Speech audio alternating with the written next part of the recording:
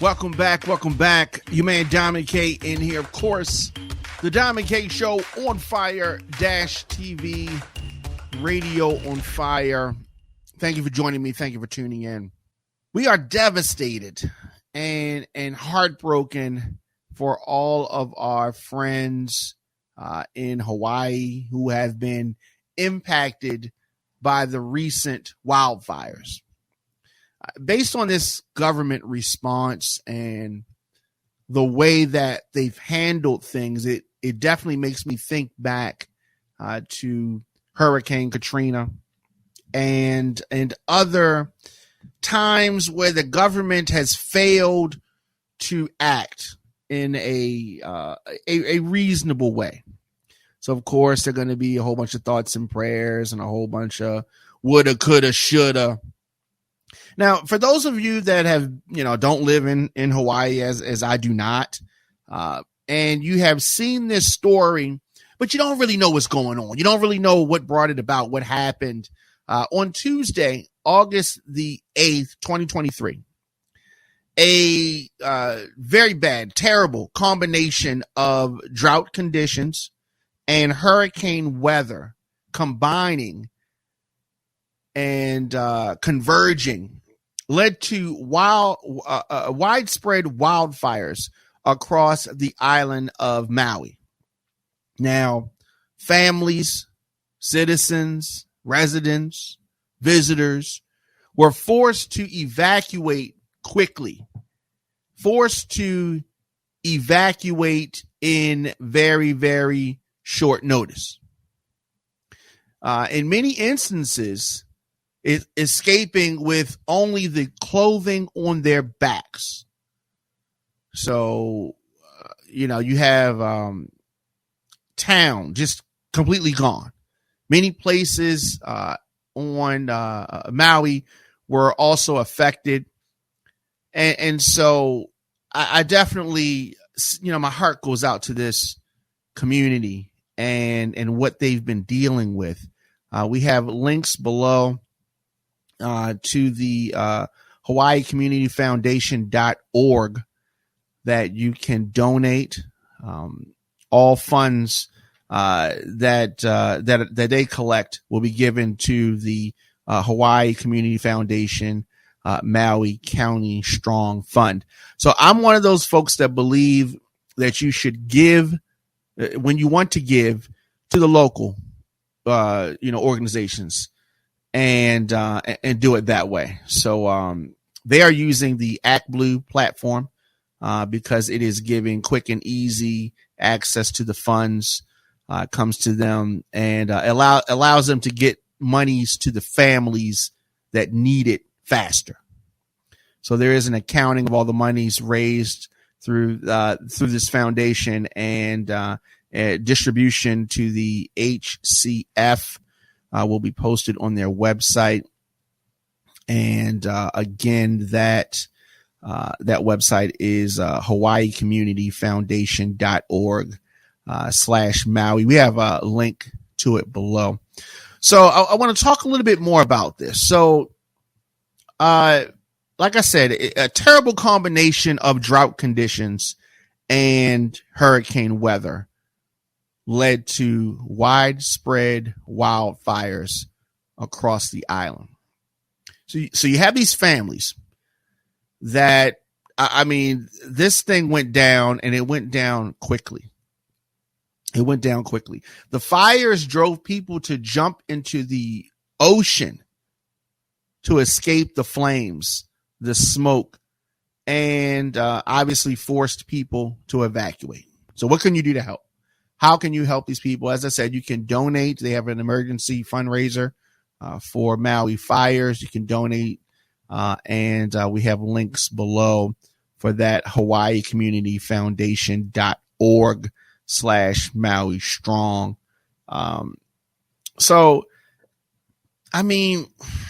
It's really frustrating. It's frustrating. Obviously, Maui needs help more than ever. And they've been getting a lot of support.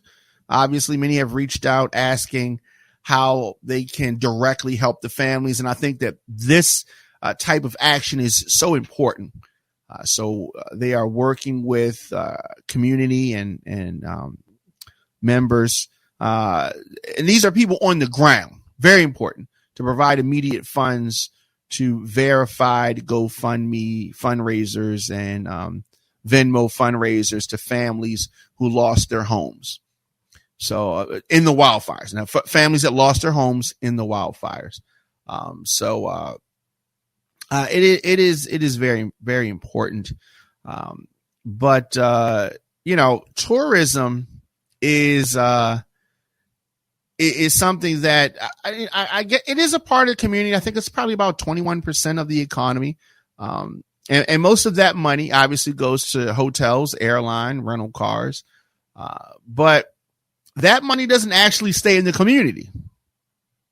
They don't have a lot of resources, but folks need supplies. Obviously, they need supplies. So online, you see a lot of folks. Some folks saying, "Don't come. We just need supplies." Right?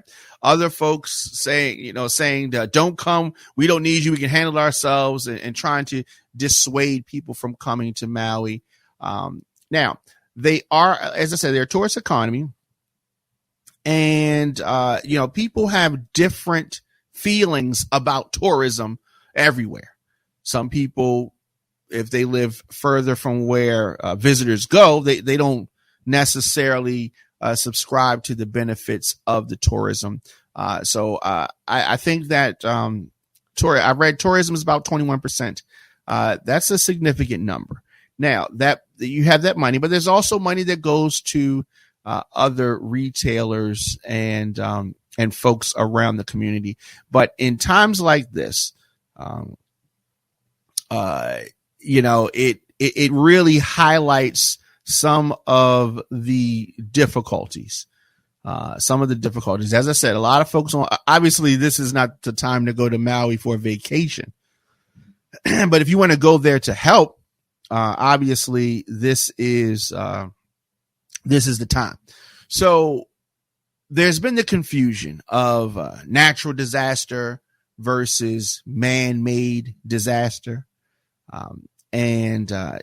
We saw video of the oceans is on fire, boats on fire, and the winds causing the fires to spread. So there's so many things. What has me immensely frustrated is Biden is sending billions with a B of dollars to Ukraine. Billions. But they are so slow to help the people in Hawaii. You may say, what do you mean so slow? You got to do this, got to do that. They're dragging their feet. There are billions of dollars that go to Ukraine to fight a war or to be proxies for a war or be the back person in the war. But it's always about the war. They're quick to find the money for the war. But when the actual people need help, oh, it's slow. They dragging their feet. It's all these other things. Each American, your money is paying to help other countries, our own states, our own citizens, the money, the help. Oh, it is such a slow process. Does anybody remember Paradise, California? If you get a chance, look up Paradise, California. The only way that I can describe what happened in Paradise, California is a weaponized disaster. Oh, you can see all the elite rich, the celebs trying to capitalize. Man, it is something. I do pray for the people of Maui. And I do understand that placing blame is not necessarily helping folks at the moment. I don't want to go too far down the rabbit hole. But every time we have a situation like this, it really should have you thinking. It really should have you thinking about what is happening. So as I said, there are many ways that you can help Maui right now. One of the most crucial needs has been donating money to those affected by the wildfires. Please make an effort to donate to Maui families, those families that are in need, and make sure that you do that to a credible organization. You want to make sure that the money that you're giving is actually going to benefit a family that is in need. Definitely want to make sure that it benefits a family that is in need. So, as I said, Jermaine Dominique, if you're just tuning in, we are heartbroken for our friends, our brothers and sisters in Hawaii and in Maui specifically, those who have been impacted by the wildfires. So the head of Maui's emergency management agency resigned abruptly on Thursday. So, of course, this is a day after saying he had no regret about not using sirens to warn residents of the wildfires. Now, these historic, this is just a legendary, historic seaside community. As of right now, at least 111 people dead. And this SOB, who was formerly the head of the Maui Emergency Management Agency, this SOB said that he had no regret. Now, that decision came from the agency directed by Administrator Herman Andea. Now, coupled with water shortages that, handicapped firefighters and an escape route that became obviously clogged with vehicles, there has been intense criticism from the residents and from folks across America. So you have no sirens, and the lack of sirens has, obviously emerged as a potential misstep. That's putting it nicely. The Associated Press reported that it was part of a series of communication issues that added to the chaos. It starts from the top, people. Poor leadership is going to get you poor results. Poor leadership gets you poor results. So the mayor accepted the resignation effective immediately. The county of Maui announced this on Facebook. Anadea cited unspecified health reasons, and no further details were given. So is he the only person? He's the face. He's going to be the scapegoat. But I think that there are more folks that are going to need to lose their job. There's more folks that are going to need to be accountable, given the gravity of this crisis. Given the gravity of the crisis, something has to change. Something has to be done. So you go back a day earlier. This SOB defended his decision. Defended his decision to not sound sirens as the flames raged on, as the city burnt up. Hawaii has what it touts as the largest system of outdoor alert sirens in the world. But it wasn't used. He said that he thought that folks would go inland or toward the mountain. And he says that, I guess he's trying to say that if that was the case, then they would have gone into the fire. So he thinks that sounding the siren would have caused folks, that he thinks that they're so slow that this would have caused them to run into the fire. So the system was created in the 40s, 1946, after a tsunami killed more than 150 on the Big Island. And its website says that they may be used for alerting residents about fires. So he just clearly lied. He was to take part in a meeting of Maui's Fire and Public Safety Commission on Thursday morning, but it was canceled. On Wednesday, he vigorously defended his qualifications for the job. He's been in that job since 2017. He said that he was not appointed, but had been vetted, took a civil service exam, and was interviewed by seasoned emergency managers. That sounds like you were appointed to me. Okay. You may have gone through a process after the appointment or right before the appointment was made, but you were appointed.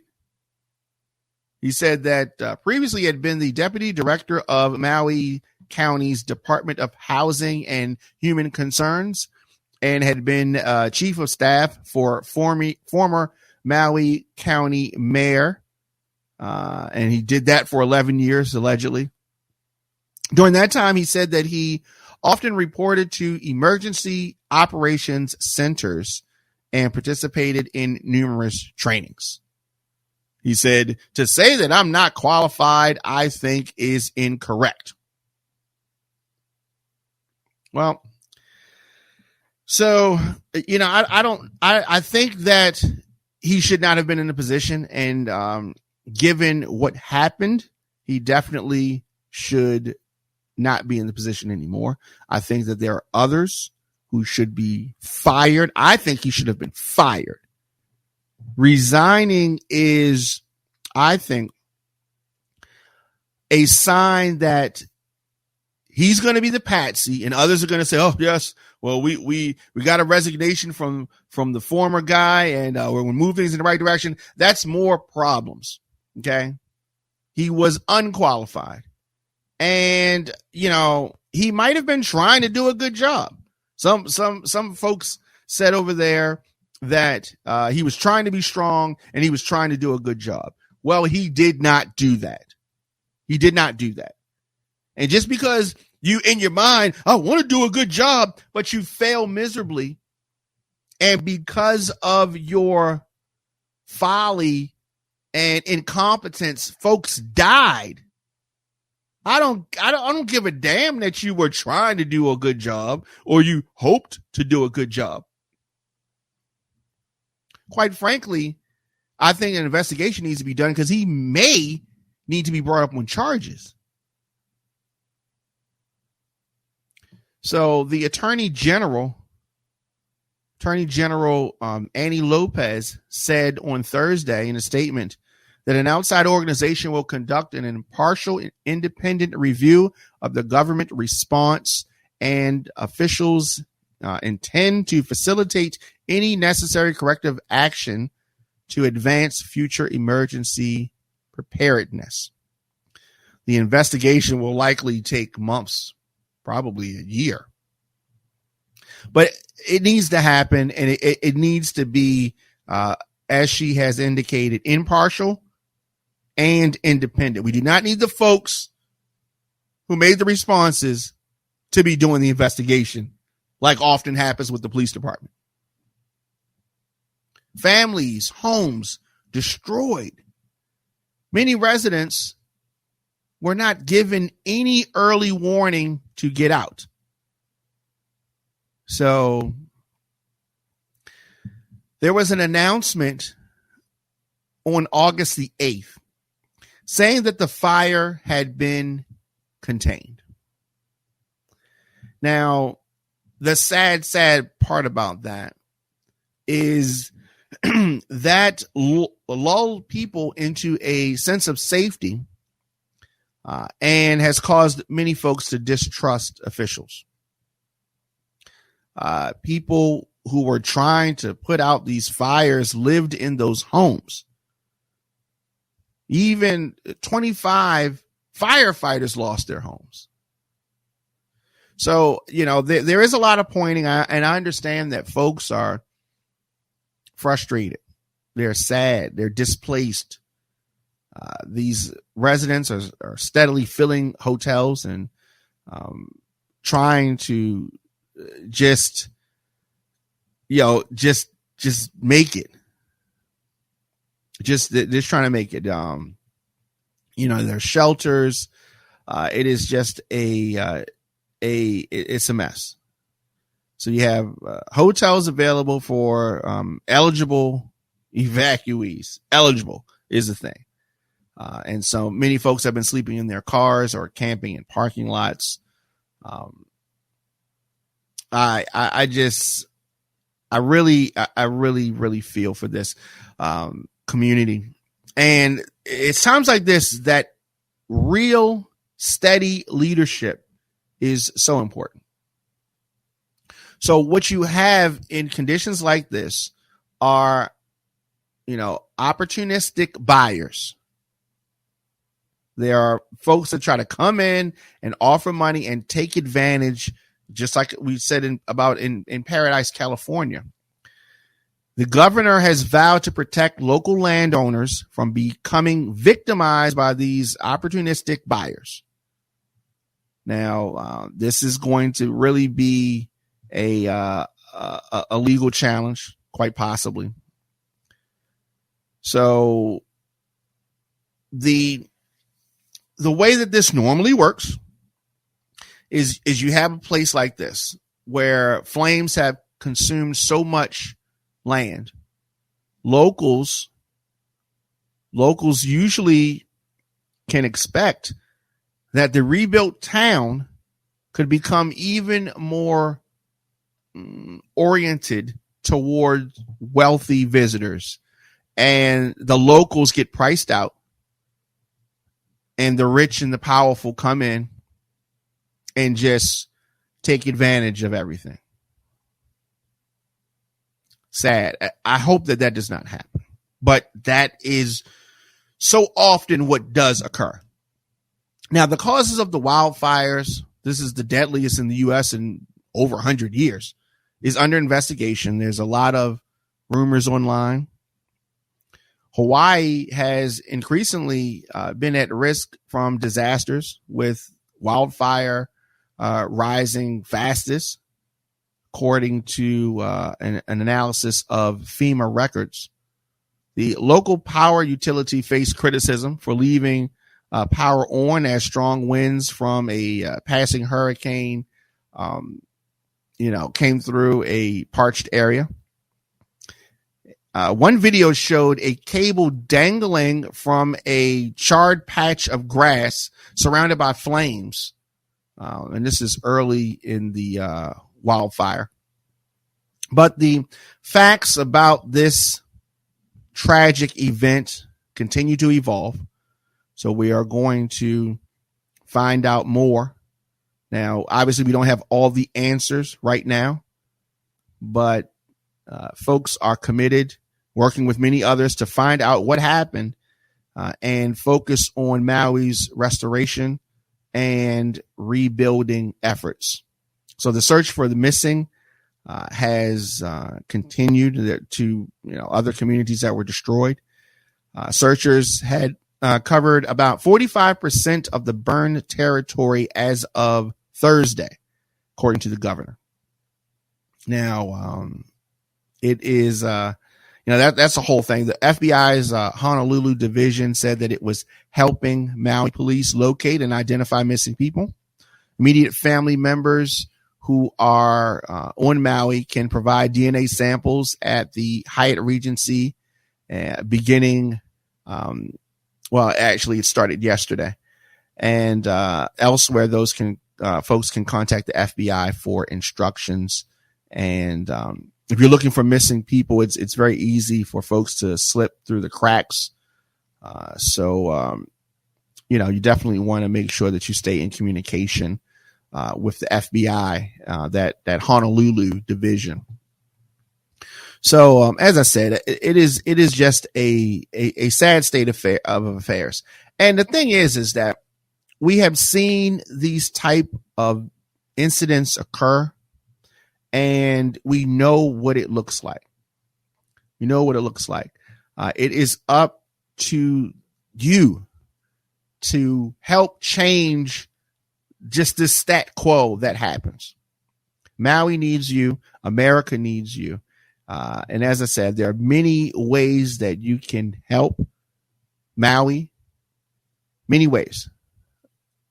And I just want to make sure that you give to a credible organization. The one we have listed below, as I said, a fundraiser to help support the Maui community. And this is one of the local organizations. All the funds raised will be given to the Hawaii Community Foundation, Maui County Strong Fund. Their website is hawaiicommunityfoundation.org/Maui Strong. The link is below, and definitely share this video.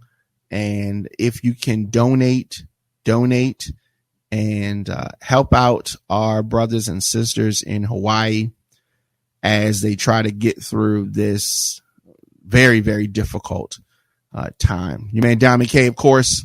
I am here at the Diamond K Show, of course, on fire-tv.com, on fire-tv, radio on fire. Anywhere you get your podcast, just search the Diamond K Show. Need to get in touch with me? Very easy to do that. djdiamondk@gmail.com.